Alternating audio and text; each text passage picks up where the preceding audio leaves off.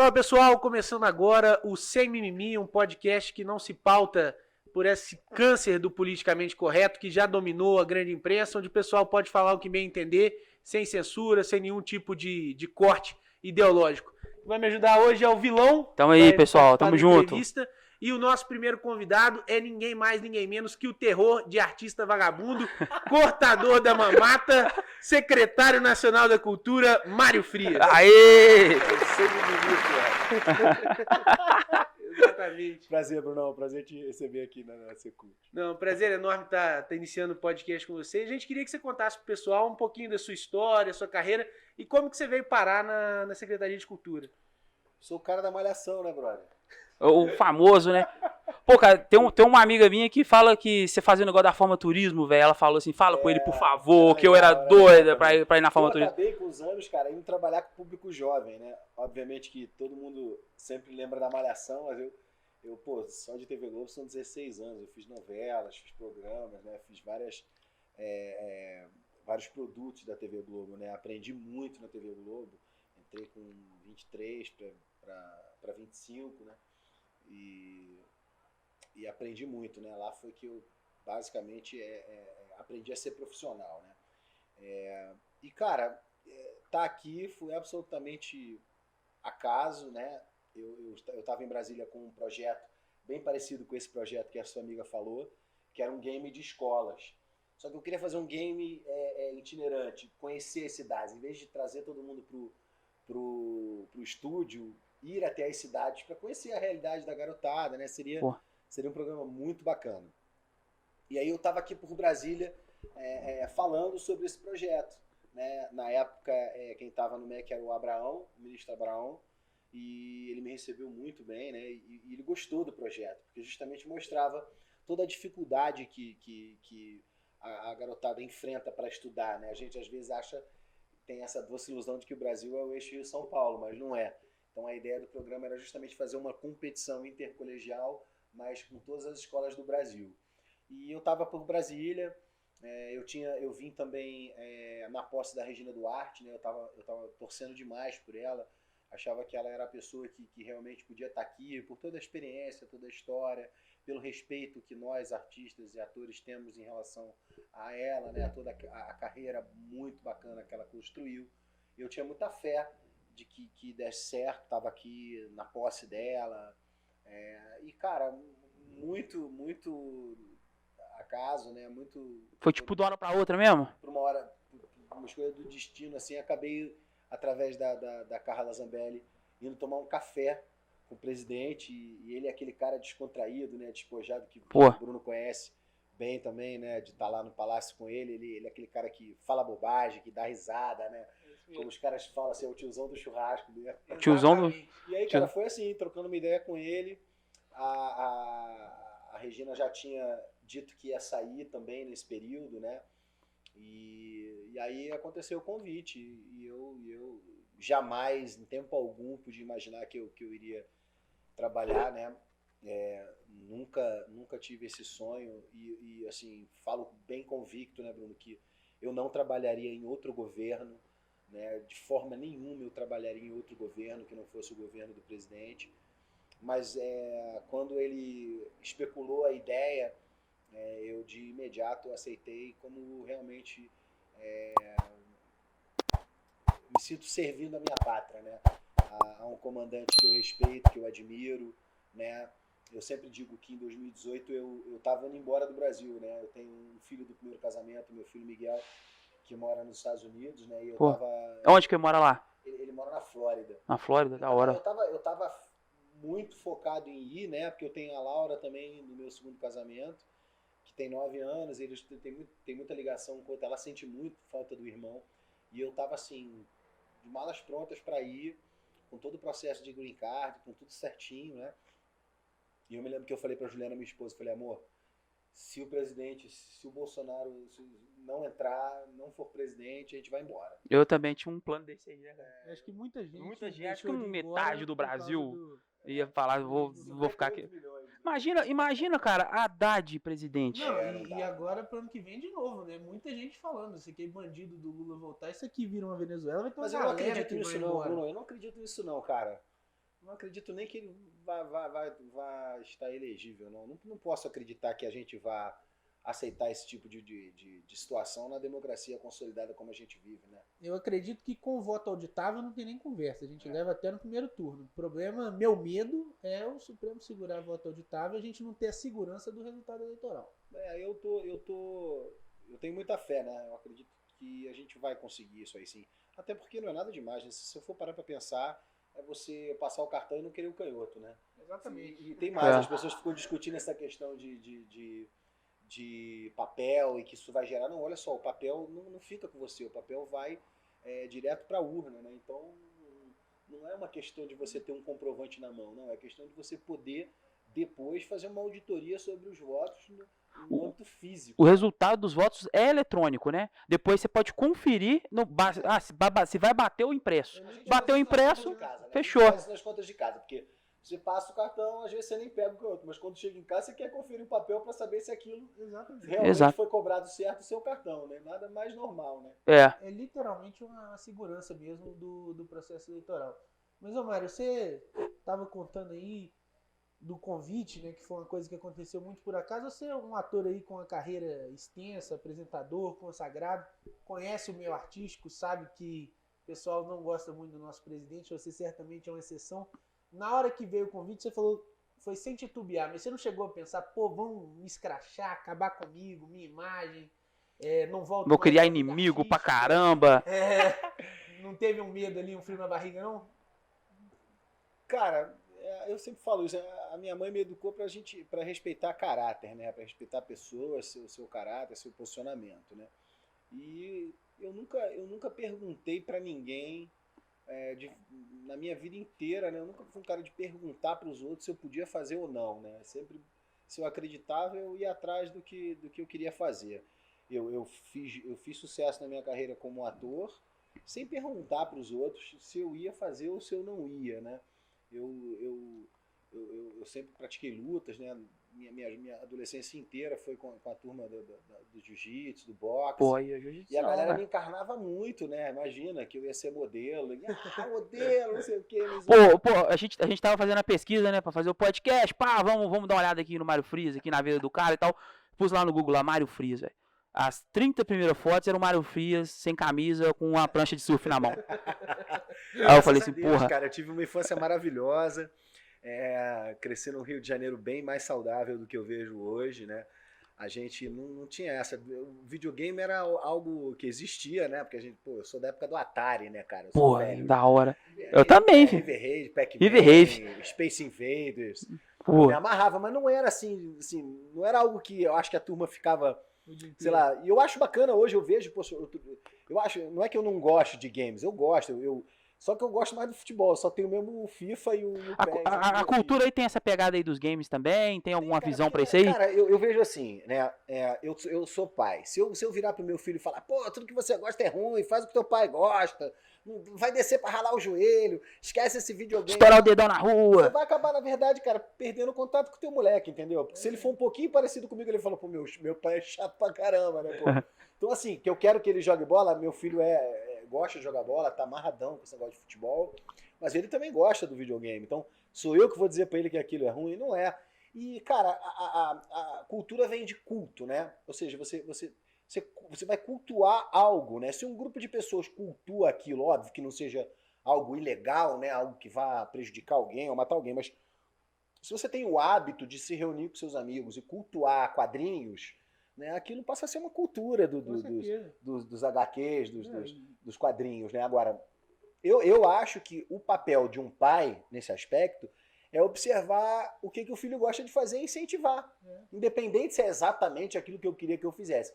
E o papel do governo federal nesse aspecto, eu tenho essa convicção, que é você fazer uma análise do povo brasileiro. Você tem que entender que manifestações culturais estão acontecendo e fazer essa leitura, né? E a gente viu isso, né?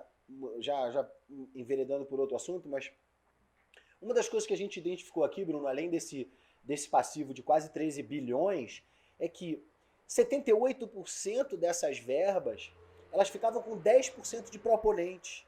Então, Que política pública é essa? Onde que está havendo uma análise de dados, de inteligência? Peraí, pro povo entender. 10%, tipo assim, de todo mundo que pedia, só 10% captava essa verba. Exatamente. 10% bem específico ali. E centralizado no eixo Rio São já Paulo. consagrados, né? Que não Eixo Rio São Paulo? de uma verba pública. A lei foi pensada para ajudar quem está começando. A lei tem 30 anos, Bruno. Não é uma lei ruim. A lei já investiu 48 bi nesses 30 anos com mais de 20 mil projetos, né? Eu não vou criticar a lei, porque a lei é muito interessante. Ela é uma lei de incentivo à cultura. Ela é, de alguma maneira, uma lei para criar um alicerce, para fomentar um alicerce de crescimento e desenvolvimento cultural. E definitivamente não foi o que eu encontrei aqui. O que eu encontrei foi isso que eu falei para você, uma centralização, né? Vamos usar para os amigos do rei, né? Então, E pra que você acha que tinha essa centralização em si aí? cara, muita gente briga com os artistas, né? Que artista é vagabundo, que artista é isso. Cara, não é vagabundo. Minha vida nunca foi vida de vagabundo. Quem faz uma novela sabe o sacrifício que é fazer uma novela. Você não tem sábado e domingo, você não pode ficar doente. Você trabalha, poxa, sem horários, né? Então, longe de mim essa narrativa. Você não vai encontrar essa narrativa aqui na minha boca, muito menos falar mal da lei, né? Eu não acho que a lei é uma lei que vai prejudicar o mercado, que é uma lei mal desenvolvida. Não, ela foi mal utilizada, na minha opinião. E o que eu acho é que, assim, muito se joga nas costas dos artistas, né? Falam sobre essa narrativa política que alimenta as eleições, que alimenta esse movimento próprio político, mas a verdade é que existem muitos outros atores nessa centralização de recursos. Você entendeu? Não é só o artista que vai lá e faz um projeto de teatro dele ou um filme dele. Não é. Você tem uma indústria inteira de cinema, você tem uma indústria inteira de produtores culturais, de agentes culturais. Você tem as próprias empresas que acabam direcionando os seus recursos. Por quê? Porque é uma lei de isenção fiscal. Então o cara pensa assim, ó, em vez de a lei ela dá a oportunidade de ao invés de você pagar o seu imposto para o Estado utilizar em saúde, educação e outras áreas, essa lei ela te dá um poder, porque ela fala assim, pô, esse dinheiro, em vez de eu pagar o imposto, eu vou colocar ela no incentivo cultural. Então ele quer um retorno de marketing com aquilo, não está errado. Publicidade grátis, né, para as empresas interessante. Não é grátis porque eles estão pagando imposto, mas entendeu? Eu digo assim, deixar o dinheiro que eles de qualquer forma pagariam imposto, eles dão para artista, e no imposto tem zero divulgação, no projeto artístico fica como apoiador. É isso que é, mas não é para o artista, você falou bem, a verba não vai para o artista, a verba vai para um projeto cultural. No qual o artista participa. A lei é para o fomento de um projeto cultural. Dentro deste projeto cultural, você pode ter diversas áreas. Você pode ter advogados, como tem, eles têm 15%, até 15%. Você tem diretores, roteiristas, não é propriamente só o ator, né? E o que está errado, a meu ver, né, já há um ano aqui na secretaria, o que a gente identifica, e aí é fato, não é achismo, são esses números que são muito ruins. Então, que política pública que foi aplicada nas últimas décadas? Uma política pública que investia 78% de recursos em 10% de proponentes? Não existe política pública nisso. Política pública é quando você consegue atingir todos os 4 cantos desse país. Quando você consegue favorecer, aí sim você tem razão também, a meu ver, que é para incentivo cultural. Eu tenho que pegar um grupo de teatro pequeno, lá de Macapá, fazer um investimento para eles, um grupo de dança em Santa Maria. Pô, e tipo assim, a gente lá de Minas, né? Quando a gente vai viajar, a gente viaja muito pro Nordeste, pô. Nordeste, as praias, pá, bonita pra caramba e tal. E quando você vai, você vê a qualidade dos artistas que tem de rua lá. Bom, né? Cara, você olha assim e fala, cara, os caras... Porra. Stand-up, esse negócio de stand-up que o nego faz, isso existia há muitos anos no Nordeste, cara. Porra. Onde você vai, tem um bom contador de piada, um cara que já faz um personagem, que já cria uma fala, que dá um show naquilo. E aí que eu acho que entra a obrigação do Estado, né? Porque política pública, Bruno, ela tem que ter início, meio e fim, senão ela é assistencialista. Com certeza.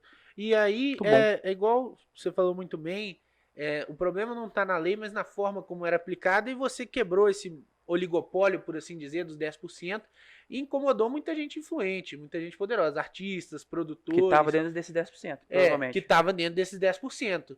É o beautiful people que o pessoal fala nos Estados Unidos. E aí você virou um alvo, né? Muita gente dando pancada, tentando te tirar daqui de todo jeito, matéria caluniosa, falaciosa, mas quem acompanha o presidente Bolsonaro sabe que você faz um trabalho fantástico aqui e está realmente buscando fazer uma distribuição justa desses recursos para que possa fomentar a cultura. Ninguém aqui é adversário da lei de incentivo à cultura, a gente quer que a lei seja aplicada da forma como ela foi pensada para incentivar artistas que estão iniciando. Mas como é que você lida com essa covardia toda, com a Folha de São Paulo falando que você intimida as pessoas, dizendo que o subsecretário faz rituais místicos, Pô, Zé. não sei o quê? Como é que Os você caras lida dizem com que tá isso? invocando os espíritos aí. Como é que é o esquema Eu aí? sempre brinco que o André é terrivelmente cristão, né? Isso Inclusive, a gente quer entrevistar o André também, né, É, Bruno? uma próxima Viu, André? oportunidade Tamo tem que junto aí, conversar viu? com o Capitão Cultura. Mas assim, sem coisas, sem rituais, André. Falou?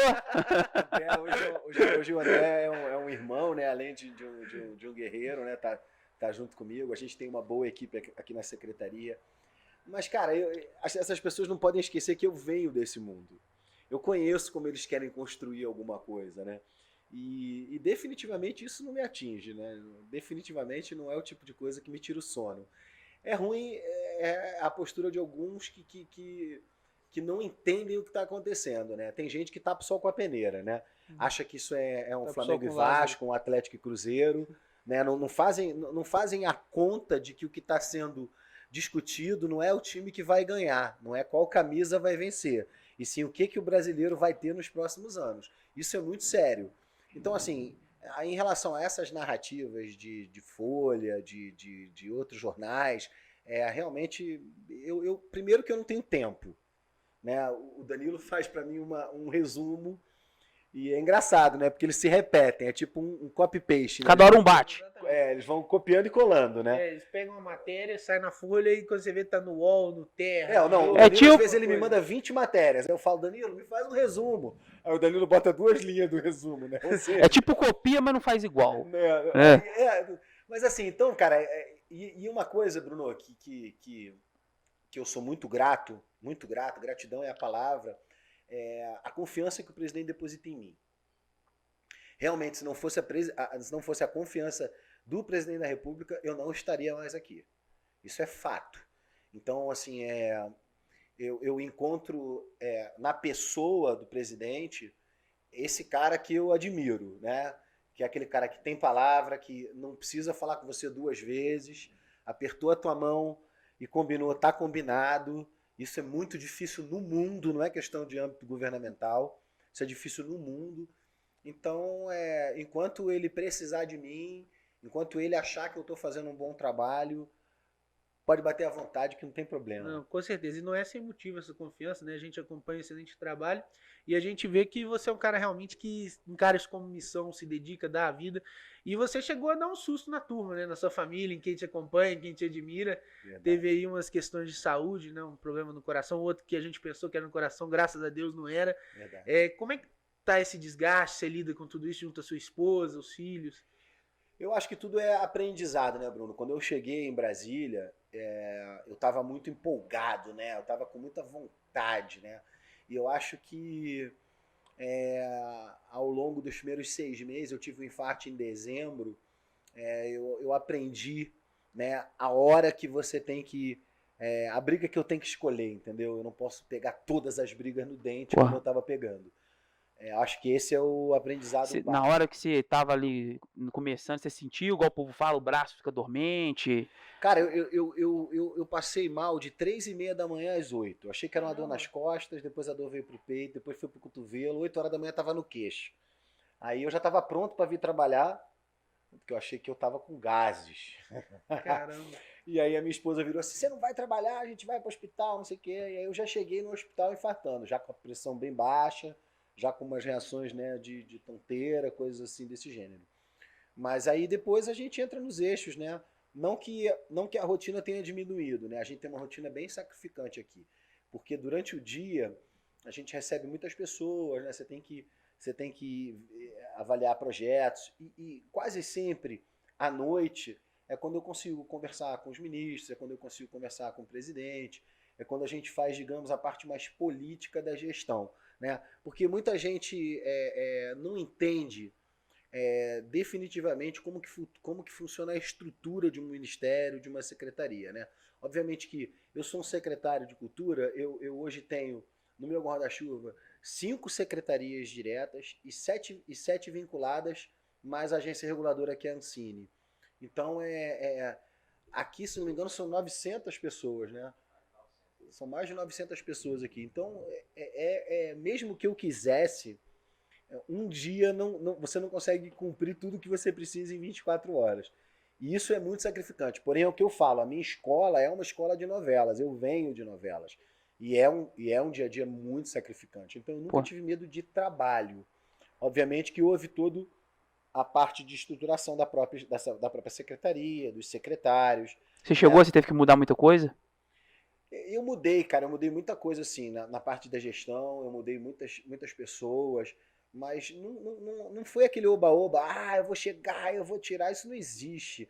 Primeiro existe uma fase de amadurecimento da própria estrutura, te reconhecer, de você entender o que cada secretaria resolve, qual é a prerrogativa de trabalho de cada secretaria.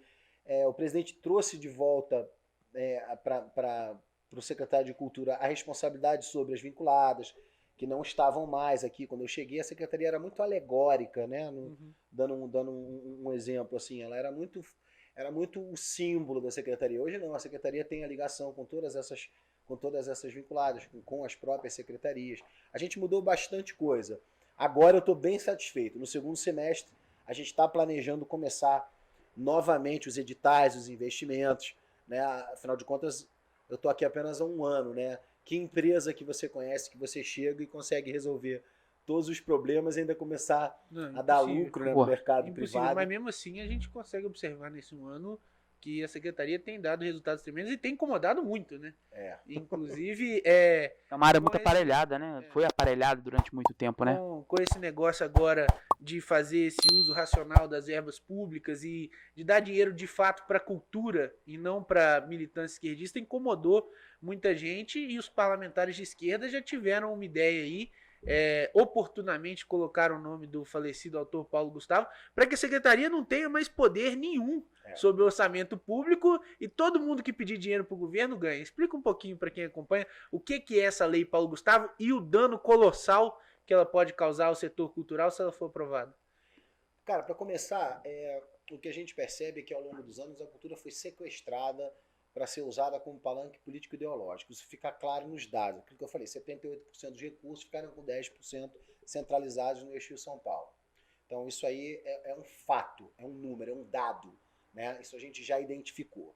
A gente tomou alguns cuidados, a gente aliou a nossa capacidade de fomento, a nossa capacidade de auditoria. É uma portaria que nós soltamos aqui, que foi diretamente na Cefic do André Pociúncula.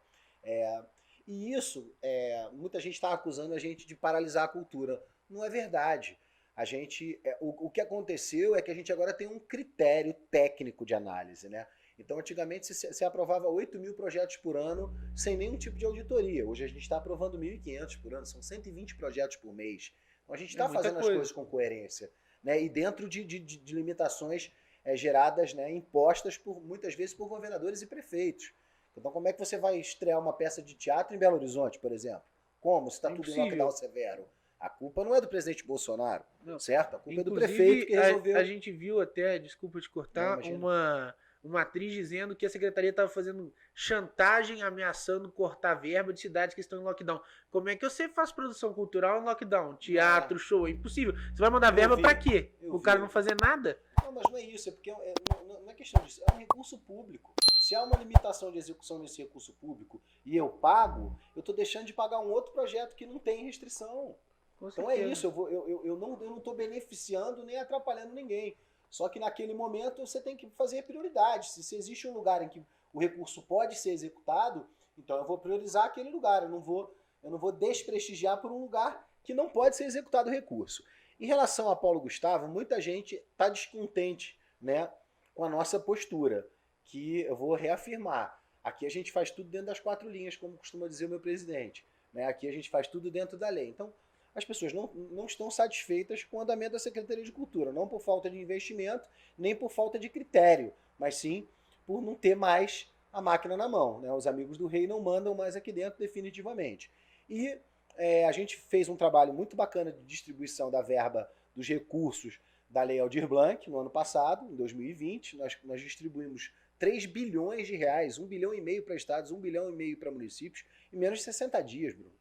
Então, o que estão acusando? Nunca um governo federal investiu em um ano 3 bilhões de reais no mercado cultural. A Lei Aldir Blanc foi para socorrer os artistas na pandemia. Foi. Só que essa verba, e aí eu vou fazer uma crítica, esse recurso ele foi, de alguma maneira, gerenciado por estados e municípios. Então a gente só tinha a incumbência de colocar os recursos nas contas de estados e municípios. Teve até uma polêmica que teve uma peça com temática LGBT infantil com o selo do governo federal, aí caíram em cima aqui da secretaria e era competência do governo do estado. Eu não me engano agora, eu não sei agora, acho que foi no Rio Grande do Sul ou Santa Catarina? Foi em Santa Catarina e o prefeito... Nós vamos pedir o Roscão para colocar na edição aí pro pessoal ver. Criança viada? Mas não, esquece, editor, não precisa colocar mais não. Não existir nem sem dinheiro público. Mas de qualquer forma, isso mostra, Bruno, que a gente não teve um critério, a gente não teve a chance de opinar nos conteúdos. O governo federal está na Lei Aldir Blanc que a distribuição de recursos será feita por estados e municípios. Mais ou menos como a questão da pandemia. Sem a política pública construída pelo governo federal, tá? O governo federal financia e quem gere são estados e municípios. Igual foi com as vacinas. Então, mais ou menos como a pandemia. E aí o que acontece? A Lei Paulo Gustavo, que está sendo um projeto de lei Paulo Gustavo, que está sendo criado no Senado, ele quer colocar à disposição de estados e municípios 4 bilhões por ano sem emergência. Uma coisa é você criar uma lei para um auxílio de um momento que a gente chama de orçamento de guerra, que é a EA 106. Então esse orçamento, essa lei, ela foi criada num momento de emergência, de guerra, né? de um momento em que o brasileiro está realmente necessitado. Ok, fizemos esse recurso chegar a estados e municípios. A distribuição não ficou a cargo do governo federal, então a gente não tem essa responsabilidade, não adianta cobrar. Tá? Agora, a Lei Paulo Gustavo, ela foi muito oportunista, porque ela pegou o mesmo modus operandi da Lei Aldir Blanc e aplicou numa lei que vai fazer exatamente isso. Todo ano, se essa lei passar, o governo federal vai destinar 4 bilhões de reais para estados e municípios decidirem a destinação desse recurso. Eu, como secretário de Cultura, sou completamente contra essa lei por vários motivos. Primeiro, não vão haver dados, não vão haver informações suficientes para que se criem editais que possam, de alguma maneira, preservar esse recurso. Ter a certeza de que esse recurso será investido em cultura. Então, o governo federal, nesse momento, vai se transformar num caixa eletrônico compulsório. Vai entregar os 4 bilhões e governadores e prefeitos vão destinar conforme eles quiserem. Então isso aí encerra o papel da Secretaria de Cultura. E demonstra uma falta de caráter, um oportunismo, que realmente a Lei Aldir Blanc ela veio no momento para socorrer o setor da cultura, que está sofrendo muito, como vários outros setores, de bares, restaurantes, eventos. Então foi uma tentativa de socorrer esse pessoal no momento ímpar de crise, de pandemia. Tentar transformar isso em uma política contínua para tempos normais é de um oportunismo gritante. É porque, cara, para você construir uma política que realmente beneficie o homem comum, você precisa de dados, informações, você precisa de planejamento. E o governo federal, ele tem essa autonomia, ele tem que ter essa responsabilidade. No momento em que eu pego 4 bilhões e deposito na conta de estados e municípios, acabou a gestão federal de recursos. A gente não vai ter, em hipótese alguma, a chance de criar um projeto, por exemplo, como um projeto que a gente está desenvolvendo, que é o Meu Primeiro Filme. Que é um projeto com um recurso básico ali. Não é um recurso milionário para quem vai fazer seu primeiro filme, ou para quem vai desenvolver a sua primeira peça. A gente não vai ter essa oportunidade de perceber ou de direcionar esse recurso para Rondônia. Entendeu? A gente vai ver que, mais uma vez, os recursos vão ser centralizados da mesma forma que os fatos e dados apontam que 78% dos recursos, que a gente não consegue nem sequer auditar, foram destinados para 10% dos proponentes. E é até curioso, né, que o discurso da esquerda é sempre de democratização, chegar aos rincões do Brasil, regiões pobres. Não foi o que a Norte, gente viu Nordeste, nessas últimas décadas. E eles destinavam recursos para Rio e São Paulo, que são os maiores polos financeiros Exatamente. do nosso país. Exatamente. É uma questão complicada. Mas, ô secretário, o senhor fala muito a questão que você vem do meio cultural, das novelas, falou aqui que trabalhou 16 anos na Rede Globo. Muito se fala da Rede Globo e da mudança editorial que teve ali. O presidente até levou, na época que era candidato ainda, um editorial que o Roberto Marinho fez em 85, elogiando o que foi o regime militar, né, o que ele chamou de Revolução Patriótica de 64. E se observou muito uma mudança. Muitas pessoas falam que foi até depois da morte do Roberto Marinho que a Globo foi indo cada vez mais para a esquerda. Lá dentro você conseguiu observar algo nesse sentido ou não mudou muita coisa? Enquanto você trabalhava lá, você viu essa mudança acontecendo? Se você perceber, não é uma mudança só no Brasil, né? É uma mudança mundial. Se você for acompanhar hoje os VODs, né, os Video On Demand que você tem por aí, você vai ver que a tendência da grade, né, é uma tendência para a esquerda, né, se a gente pode chamar assim. A linha editorial do mundo, num aspecto mais macro, ela ficou muito para a esquerda, nas bandeiras de esquerda, né? Hoje eu estava vendo um trecho de uma entrevista, agora eu me esqueci o nome do jornalista, mas ele estava falando justamente isso, né? Dos grandes investimentos que estão sendo feitos no mundo, em Hollywood, por exemplo, que tem essa tendência, tem essa pegada, né? E o que você percebe na temática das próprias novelas, né, da própria programação, é muito claro essa tendência, né, essa goela abaixo, né? Você não tem outra opção. Pô, você vai assistir um filme, Netflix, um documentário, qualquer coisa, às vezes as pessoas não percebem, assim, mas a gente que está mais envolvido no meio político percebe. Eles tentam colocar sempre o viés. Um viezinho ali, alguma coisa da militância ali dentro. E às vezes até o que eu acho mais perigoso, que as pessoas nem percebem que estão sendo doutrinadas, e às vezes é uma coisa tão mal feita que fica escancarada. Igual eu fui ver o documentário do Pelé da Netflix, eles falam mais do Médici que do Pelé. Eu falei, pô, o Médici jogava bola? Eu queria ver o cara que fez mais de 1000 gols. Mas um documentário tem sempre uma linha de raciocínio, né? A gente não pode se deixar enganar por nenhum tipo de conteúdo. Todo conteúdo tem um objetivo, né? Você tem as transformações dentro de um filme, você tem os turning points, as viradas, ó, agora o filme foi pra cá, o filme agora vai entendeu? Isso acontece. Só que eu acho, Bruno, que ao longo dos anos, o brasileiro é muito crítico. Assim como a gente falava que todo brasileiro entende, é um técnico de futebol, hoje todo brasileiro entende de política, todo brasileiro entende de filme, entende de cinema.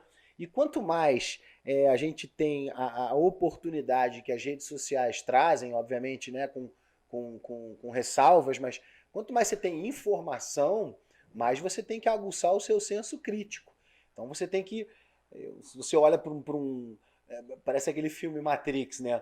Os caras olham pra tela e o cara fala assim, nossa, aquela loura, não sei o que, pô, você vê a loura, eu só vejo números, você já vê a loura. A telinha. Tem isso, entendeu? Você tem que passar a observar as coisas com um senso crítico, né? A gente tá inserido numa comunidade, né? A gente é inserido na sociedade, nós somos seres sociais, né? Agora, é preciso, no meu ponto de vista, você saber que, em primeiro lugar, todas são empresas privadas.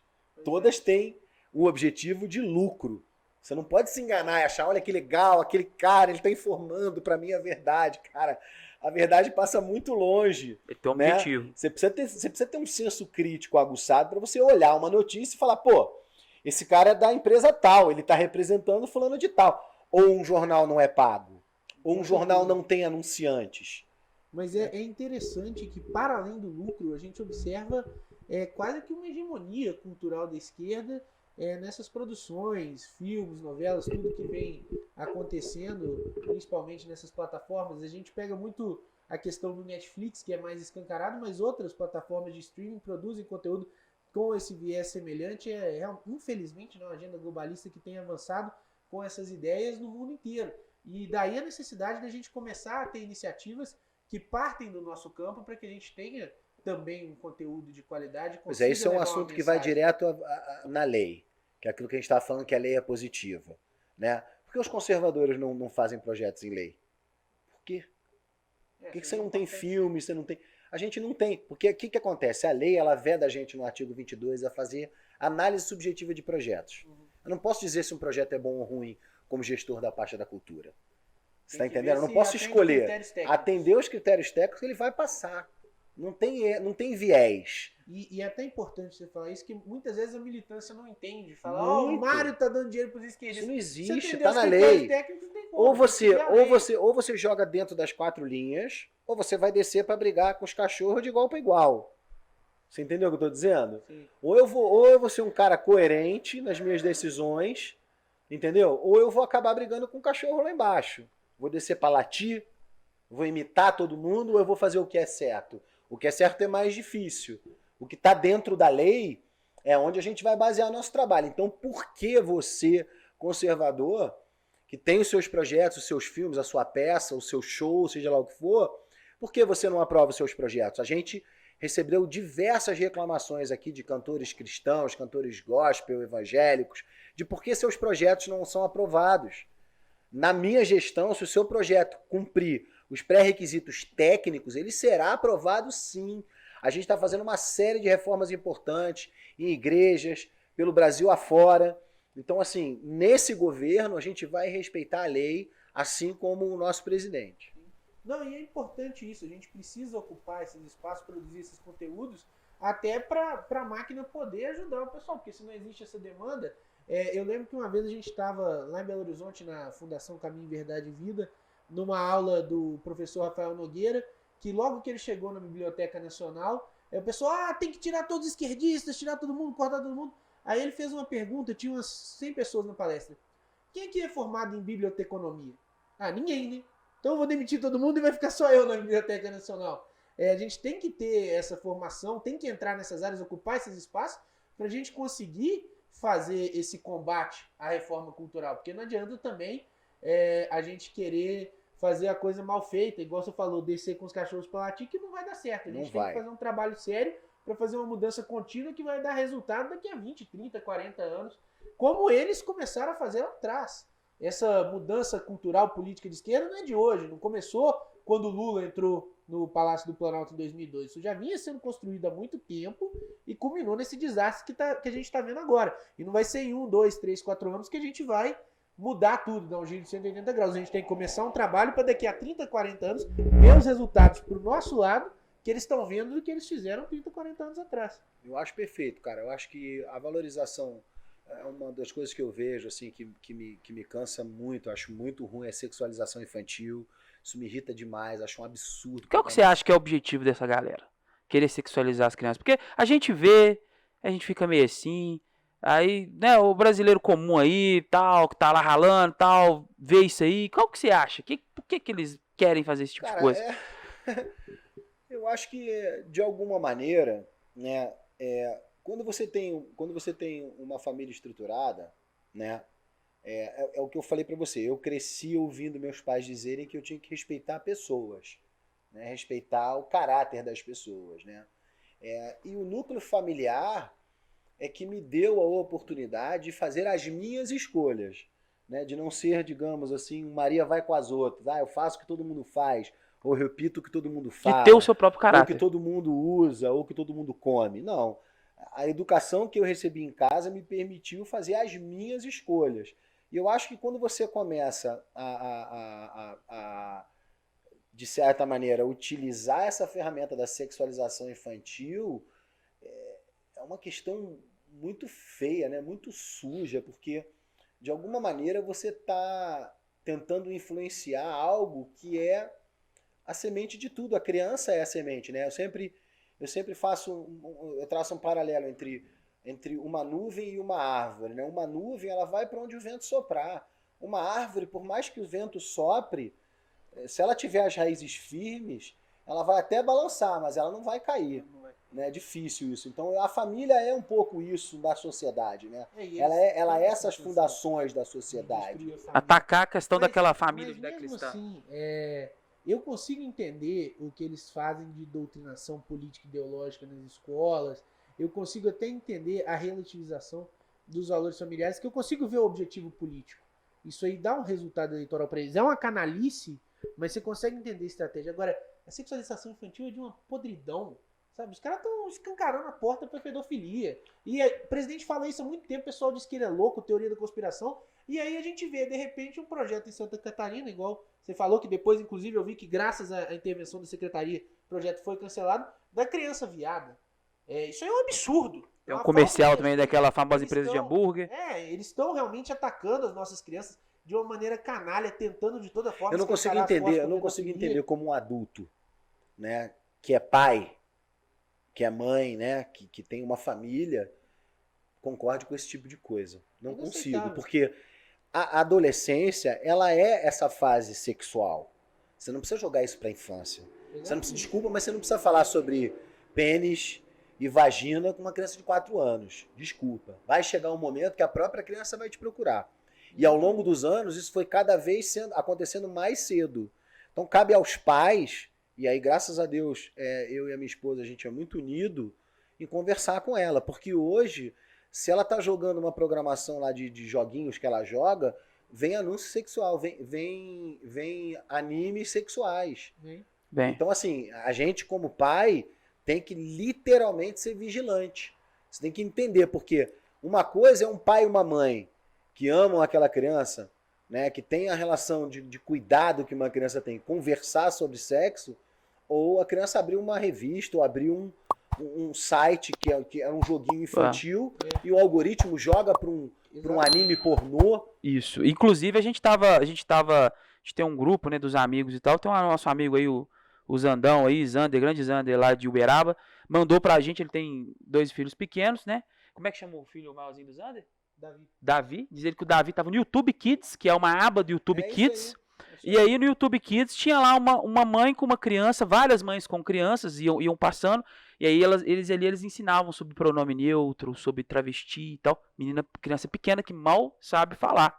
E aí você via que... E era uma coisa que tava ali, infiltrada ali. A pessoa vai procurar a sua felicidade. Eu não sou contra nenhum tipo de manifestação. Acho que o adulto ele pode decidir aquilo que ele quiser, cara. É seu, sabe? O problema é seu, as consequências são suas, a felicidade é sua. É muito melhor uma pessoa que encontra a felicidade com uma pessoa frustrada, sem dúvida nenhuma. A minha sexualidade é uma, a sua pode ser outra. Isso não me interessa, literalmente não me interessa. Se você não for viado, a nossa mesmo. E é isso que eu tô falando pra você. É isso que eu tô falando pra você. As consequências são decisões de um adulto. Você tem o discernimento de saber onde está a tua felicidade. Você vai procurar ela. Pô, tem nego que se acaba de cachaça. Tem nego que se acaba com droga. Tem nego que se acaba com o que quiser. Mas, cara, se tá dentro da lei e o cara pode usar aquilo, o problema é dele, onde ele quer chegar. Eu acho que aí cabe sim ao seio familiar, ao núcleo familiar, onde existe amor, o cuidado e esse tipo de diálogo. Não cabe isso estar em todos os lugares, porque aí sim me parece uma massificação de uma ideia. Uma criação de uma militância. Mas a gente vê realmente essa sexualização exagerada e irresponsável. Eu acho um absurdo a gente ver isso no ambiente mesmo da cultura de entidades privadas. Mas a gente sabe que é dever, direito e atribuição da família a educação sexual dos seus filhos. Isso, inclusive, é pauta de direitos humanos, né? O Pacto Interamericano de Direitos Humanos deixa expresso que é direito dos pais que seus filhos recebam educação moral e religiosa de acordo com seus valores. Educação é responsabilidade dos pais, cara. Socialização, informação, conhecimento é a escola. Eu nunca vou achar que isso é diferente. E assim, e o que incomoda muito, além dessa questão privada, a gente está falando aqui de YouTube, que também é um absurdo, é o Estado promovendo esse tipo de coisa. E a gente via isso muito antes, nos governos anteriores. A gente via diversas obras artísticas, culturais, financiadas com dinheiro público. Lembra do Queer Museu? Queer Museu, com crianças indo visitar, o Peladão do Museu, Peladão que todo do mundo museu. lembra. Lá em Belo Horizonte, no Palácio das Artes, teve uma exposição sexualmente explícita que foi escola Os macaquitos. de excursão. Então, assim, isso tem que ser cortado mesmo, doa quem doer e vai ter xerique da esquerda, mas isso é algo que não deveria acontecer de maneira nenhuma e que, se for para acontecer, nós não vamos financiar. Não pode o contribuinte brasileiro ser obrigado a financiar esse tipo de coisa. E como é que tá rolando questão? Tá rolando ainda, que antigamente o pessoal falava muito, pô, dinheiro público pra parada gay não vai ter mais e tal. Como é que tá essa parada aí? Essa, Cara, na questão da parada gay. a real é a seguinte, né? Vamos ser pragmático. A lei de incentivo à cultura permite diversos tipos de eventos. O gestor não pode fazer análise subjetiva sobre os projetos. Não é o que a gente via, porque senão você vai ver que a Marcha para Jesus e outros projetos não eram financiados, né? Mas na minha gestão a gente vai fazer o que está dentro da lei. Por isso que eu falo, e é o que o Bruno falou há pouco, é obrigação de quem quer entrar nesse mundo cultural apresentar seus projetos, trazer bons projetos para a Secretaria de Cultura. Isso é muito importante. Agora, dentro do que a gente pode investir em termos de editais, né, que são coisas que a gente define em conjunto na secretaria, nos conselhos, aí sim a gente pode fazer direcionamentos. Por exemplo, a gente quer soltar um edital agora que é o edital de primeira infância. A gente quer fazer um edital sobre os 200 anos, sobre o bicentenário do Brasil. A gente pode criar essas linhas editoriais. E aí as linhas vão com seus discricionários. As pessoas têm que preencher requisitos para entrar nessas linhas de cultura. Isso a gente pode fazer. E não vejo nada demais no Brasil celebrar seu bicentenário, né? Aonde não existe cultura no bicentenário do Brasil.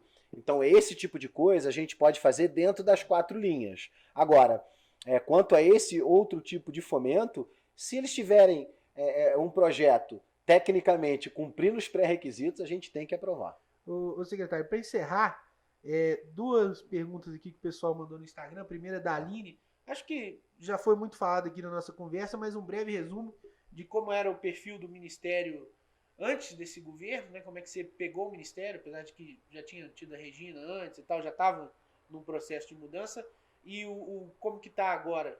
É basicamente o que a gente falou de forma que... Não, cara, Bruno, eu encontrei a secretaria muito alegórica, aquilo que eu já falei antes, né? Ela era um símbolo, mas ela não tinha um processo de execução de competências apurado. E foi isso que a gente vem fazendo nesse 1 ano, melhorando a gestão, trocando alguns gestores, sim, fizemos modificações na Funarte, na Ancine, ajudamos, temos um excelente trabalho feito no IFAM. Então, esse tipo de postura mudou sensivelmente.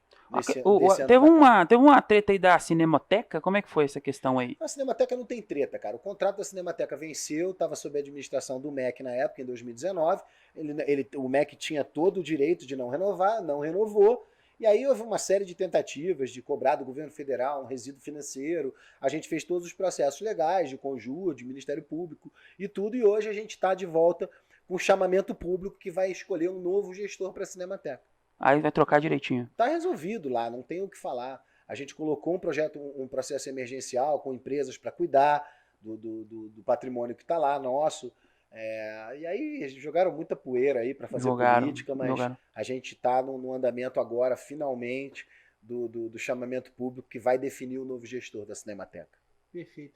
E a pergunta do Ícaro Duarte: o que você acha dessas pesquisas que falam que o Lula tem 150% das intenções de voto e o Bolsonaro tem menos 3%? Pô, definitivamente não acredito nisso, né? Eu gostaria de pedir ao senhor Lula que ele desse uma voltinha na rua, vai dar um passeio aí na rua, pô. Porra, não acredito, assim como em 2018, na minha opinião, o presidente venceu no primeiro turno, tenho convicção disso como eleitor, não como secretário.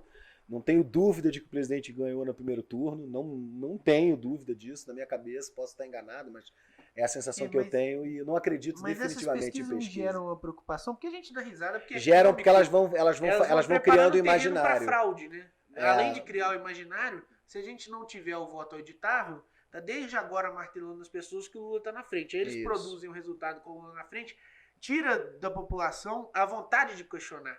Então, é uma coisa que preocupa. Porque se tiver o voto auditável, pode fazer pesquisa falando bobagem, não me incomoda. Mas sem ele, eu acho que pode ser preparando um terreno para uma possível fraude. Eu tenho fé que a gente vai conseguir o voto auditável. Tenho fé. Tenho muita fé que o presidente vai sair vencedor dessa eleição. E uma coisa que eu tenho falado, né, que já até me criticaram, mas que eu acredito muito, o presidente Jair Bolsonaro hoje, ele é o líder mais importante do mundo. Ele não é só do Brasil. Sem sombra de dúvidas. A representatividade da forma com que ele está governando é mundial. Ele é a última barreira. Sim, depois que o Trump saiu, ele é a principal liderança de direita do Ele mundo. No mundo. Então Virou um alvo, né, cara? Tenho muita fé. De muitos ali que antes miravam no Trump, agora estão mirando as armas pra cima dele, né? Ele vai ter que ter um... Ele tem um couro grosso, né? Barreira, mas ele tem... Eu acho assim, eu já escutei uma frase dele que eu couro duro. gosto, né? Que ele diz, só Deus me tira dessa cadeira. Exatamente.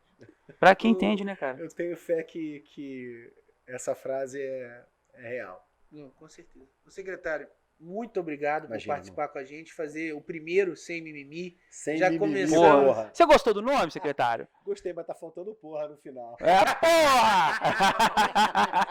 Mas o primeiro Sem Mimimi, porra, começando bem com o secretário nacional de cultura. Um prazer enorme conversar com você. Porra. Prazer Papo meu. fantástico.